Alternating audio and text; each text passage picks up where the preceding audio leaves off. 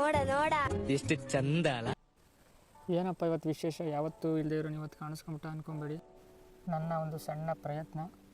ನಾನು ಎಲ್ಲರ ಥರ ಲೈಕ್ ಮಾಡಿ, ಸಪೋರ್ಟ್ ಮಾಡಿ, ಫಾಲೋ ಮಾಡಿ ಅಂತ ಖಂಡಿತ ಹೇಳಲ್ಲ. ಈ ಬೈಕ್ ಬಗ್ಗೆ ತುಂಬ ಜನ ತುಂಬ ಥರ ರಿವೀಲ್ ಮಾಡಿದರೆ ನಾನು ಹೇಳಬೇಕು ಅನ್ನೋದೇನು ಹೊಸ ವಿಷಯ ಏನಲ್ಲ. ನನ್ನ ಎಕ್ಸ್ಪೀರಿಯೆನ್ಸ್ನ ರಿವೀಲ್ ಮಾಡ್ತೀನಿ. ಫಸ್ಟು ಇದ್ರ ಬ್ಯೂಟಿ ಬಗ್ಗೆ ಮಾತಾಡೋಣ. ಈ ಬೈಕು ಎಷ್ಟು ಕ್ಯೂಟಾಗಿದೆ ಅಂದರೆ ಹೇಳೋಕ್ಕೆ ಸಾಧ್ಯನೇ ಇಲ್ಲ, ಅಷ್ಟು ಕ್ಯೂಟಾಗಿದೆ. ಕಾಲೇಜ್ ಹುಡುಗರಿಗೆ ಅಂತಲೇ ಮಾಡಿಸಿರೋ ಬೈಕ್ ಥರನೇ ಇದೆ ಈ ಬೈಕು.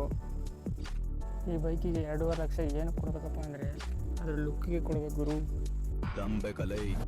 ಒಟ್ಟಿನಲ್ಲಿ ಈ ಬೈಕ್ ಬಗ್ಗೆ ಹೇಳಬೇಕು ಅಂದರೆ ಅಲ್ಟಿ ಸಮುದ್ರ ನೀನು. ಅದ್ರ ಬಗ್ಗೆ 2 ಮಾತೇ ಇಲ್ಲ ಅಂತ ಹೇಳೋಕ್ಕೆ ಇಷ್ಟಪಡ್ತೀನಿ.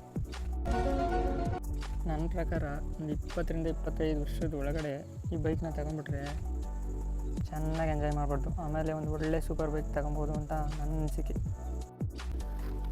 ಬನ್ನಿ ಇವಾಗ ಬೈಕ್ನ ರೈಡ್ ಮಾಡ್ಕೊಂಡು ಇದ್ರ ಇನ್ಫಾರ್ಮೇಷನ್ನು ಮತ್ತು ಇದರ ಫ್ಯೂಚರ್ ಬಗ್ಗೆ ತಿಳ್ಕೊಳ್ಳೋಣ. Let's start. ಈ ಬೈಕ್ ಬಂದ್ಬಿಟ್ಟು ಮೊದಲನೇದಾಗಿ 155 cc ಇಂಜಿನ್ನು. ಆದರೆ 200 cc ಸೆಗ್ಮೆಂಟ್ ಬೈಕ್ಗಳಿಗೆ ಟಕ್ಕರ್ ಕೊಡೋ 155 cc ಬೈಕಲ್ಲಿ ಇದೆ ನಂಬರ್ 1. ಅದೆಂಗಪ್ಪ 155 cc ಇಂಜಿನ್ನು 200 cc ಬೈಕ್ಗೆ ಟಕ್ಕರ್ ಕೊಡುತ್ತೆ ಅಂದರೆ, ಇದರಲ್ಲಿ VVA ಅಂತ ಬಿಟ್ಟಿದ್ದಾನೆ ಯಮಹಾದವನು. ಆ VVA ಅಂದರೆ ವೇರಿಯಬಲ್ ವಾಲ್ವ್ ಆ್ಯಕ್ಟಿವೇಷನ್ ಅಂತ. ಇದು ಹೆಂಗಪ್ಪ ಕೆಲಸ ಮಾಡುತ್ತೆ ಅಂದರೆ 6000ದಿಂದ 7000 RPM ರೇಸ್ ಆದಮೇಲೆ VVA ಒಂದು ಸಣ್ಣ ಸೌಂಡ್ ಮುಖಾಂತರ ಅದು ಆ್ಯಕ್ಟಿವೇಟ್ ಆಗುತ್ತೆ. ಇಲ್ಲಿ ಡಿಸ್ಪ್ಲೇಲಿ ತೋರಿಸ್ತಿರುತ್ತೆ. VVA ಓಪನ್ ಆದಮೇಲೆ ಅಂದರೆ ಏರು ಮತ್ತು ಫ್ಯೂಯಲ್ ಎರಡನ್ನೂ ಕರೆಕ್ಟಾಗಿ ಪ್ರೊಡ್ಯೂಸ್ ಮಾಡುತ್ತೆ. ಅದರಿಂದ ಫ್ಯೂಯಲು ಲಾಸ್ ಆಗೋಲ್ಲ ಮತ್ತು ಏರು ಎರಡು ಕರೆಕ್ಟಾಗಿ ಪ್ರೊಡ್ಯೂಸ್ ಮಾಡೋದ್ರಿಂದ ಗಾಡಿಗೆ ಫುಲ್ಲು ಪವರ್ ಇರುತ್ತೆ. ಈ ಬೈಕ್ಗೆ ಡ್ಯುಯಲ್ ಚಾನಲ್ ABS ಕೊಟ್ಟಿದ್ದಾನೆ. ABS ಅಂದರೆ ಆ್ಯಂಟಿ ಬ್ರೇಕಿಂಗ್ ಸಿಸ್ಟಮ್. ನೆಕ್ಸ್ಟ್ ಬಂದ್ಬಿಟ್ಟು TCS ಅಂದರೆ ನಿಮಗೆಲ್ಲ ಗೊತ್ತೇ ಇದೆ, ಟ್ರ್ಯಾಕ್ಷನ್ ಕಂಟ್ರೋಲ್.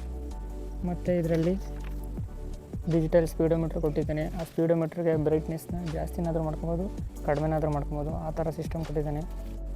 ಯಮಹಾದವರು ಮೊಬೈಲ್ನ ಕನೆಕ್ಟ್ ಮಾಡ್ಕೊಳಕ್ಕೆ YT ಕನೆಕ್ಟ್ ಅಂತ ಒಂದು ಆ್ಯಪ್ ಕೊಟ್ಟಿದ್ದಾರೆ. ಅದ್ರ ಮುಖಾಂತರ ಮೊಬೈಲಲ್ಲಿ ಆ ಆ್ಯಪ್ನ ಕನೆಕ್ಟ್ ಮಾಡ್ಕೊಂಡ್ರೆ ನಮ್ಮ ಬೈಕ್ ಎಷ್ಟು ಓಡಿದೆ ಏನು ಎಲ್ಲ ಇನ್ಫಾರ್ಮೇಷನ್ ಮೊಬೈಲಲ್ಲೇ ತೋರಿಸುತ್ತೆ. ಇದರಲ್ಲಿ ಸ್ಟ್ರೀಟ್ ಮತ್ತು ಟ್ರ್ಯಾಕ್ 2 ಮೋಡ್ ಇದೆ. ಮೈಲೇಜ್ ವಿಚಾರಕ್ಕೆ ಬಂದರೆ 80 to 90 ಹೋದರೆ VVA ಆ್ಯಕ್ಟಿವೇಟ್ ಆಗದಲ್ಲೇ ಓಡಿಸಿದ್ರೆ 40-50 100% ಬರುತ್ತೆ. ಸ್ಮೂತಾಗಿ ಗೇರ್ ಶಿಫ್ಟ್ ಮಾಡಬೇಕು ಮತ್ತು ಸ್ಮೂತಾಗಿ ಗೇರ್ನ ಡೌನ್ ಮಾಡಬೇಕು. ಎಕ್ಸ್ಲೇಟ್ರ್ ಜೋರಾಗೆ ಕೊಟ್ಬಿಡೋದು, ಹಂಗೆಲ್ಲ ಮಾಡಿದ್ರೆ ಖಂಡಿತ ಮೈಲೇಜ್ ಡ್ರಾಪ್ ಆಗುತ್ತೆ. ನಾನು ಡೈಲಿ 50-100 ಕಿಲೋಮೀಟ್ರು ಕೆಲಸಕ್ಕೆ ಹೋಗಿ ಬರ್ತೀನಿ ಅನ್ನೋದಾದರೆ ಈ ಬೈಕ್ನ ಖಂಡಿತ ತೊಗೊಂಬಿಡಿ. ನಾನು ಟ್ರ್ಯಾಕಲ್ಲಿ ಓಡಿಸ್ಬೇಕು ಮತ್ತು ಒಳ್ಳೆ ಬೈಕರ್ ಆಗಬೇಕು, ಸೂಪರ್ ಬೈಕ್ನ ನೆಕ್ಸ್ಟು ಅಪ್ಗ್ರೇಡ್ ಮಾಡಬೇಕು ಅನ್ನೋದಾದರೆ 100% ಈ ಬೈಕು ಮಾಡಿಸ್ದಂಗಿದೆ. ಕಣ್ಣು ಮುಚ್ಕೊಂಡು ತೊಗೊಳ್ಳಿ. ರೈಡಿಂಗ್ ಪೊಸಿಷನಲ್ಲಿ ಕುತ್ಕೊಂಡು ಓಡಿಸಿದ್ರೆ ಮಾತ್ರ ಯಾವುದೇ ಬ್ಯಾಕ್ ಪೇನ್ ಬರಲ್ಲ. ಇಲ್ಲ ಅಂದರೆ 50 ಕಿಲೋಮೀಟ್ರ್ ಹೋಗೋಕ್ಕಾಗಲ್ಲ ಈ ಬೈಕಲ್ಲಿ, ಅಷ್ಟು ಬ್ಯಾಕ್ ಪೇನ್ ಬಂದುಬಿಡುತ್ತೆ.